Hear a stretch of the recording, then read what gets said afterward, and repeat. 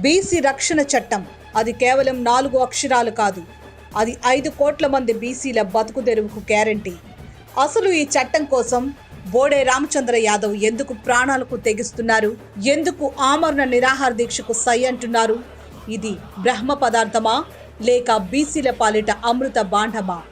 రాజకీయ కోటలను బద్దలు కొడుతూ రామచంద్ర యాదవ్ సంధిస్తున్న ఈ అస్త్రం వెనుక ఉన్న అసలు ఆవేదన ఏంటి?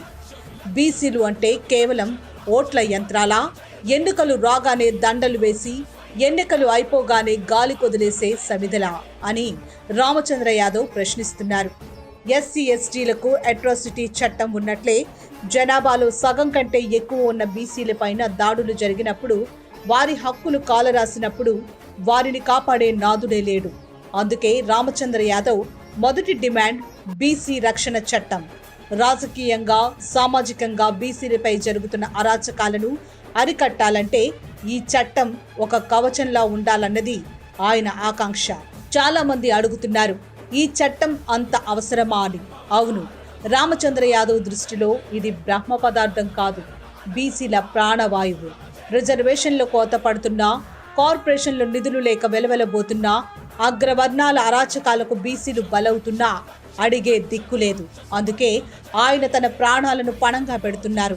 నా జాతి గౌరవం కోసం నా ప్రాణం పోయినా పర్వాలేదు అని ఆయన చెబుతున్న మాటలు ఇప్పుడు ప్రతి బీసీ గుండెల్లో ఉద్వేగాన్ని నింపుతున్నాయి. మార్చి 30 ఆంధ్రప్రదేశ్ చరిత్రలో ఒక కీలక మలుపు కాబోతోంది.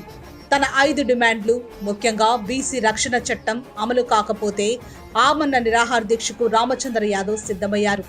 ఇది ఒక వ్యక్తి చేస్తున్న దీక్ష కాదు, అణగారిన వర్గాల ఆకలి కేక.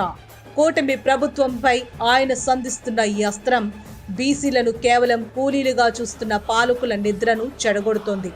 బీసీలకు అధికారం రావాలి, అది చట్టబద్ధంగా జరగాలి అన్నదే రామచంద్ర యాదవ్ అంతిమ లక్ష్యం. రామచంద్ర యాదవ్ ఒక్కడి పోరాటం ఇది కాదు. ఆయన గొంతులో మీ ఆవేదన ఉంది, ఆయన దీక్షలో మీ భవిష్యత్తు ఉంది. బీసీ రక్షణ చట్టం వస్తేనే మన బిడ్డలకు రక్షణ, మన ఉద్యోగాలకు గ్యారంటీ. ఒక నాయకుడు తన ప్రాణాలను తృణప్రాయంగా భావించి మీకోసం యుద్ధానికి దిగుతుంటే మనం నిద్రపోవాలా? ఆలోచించండి.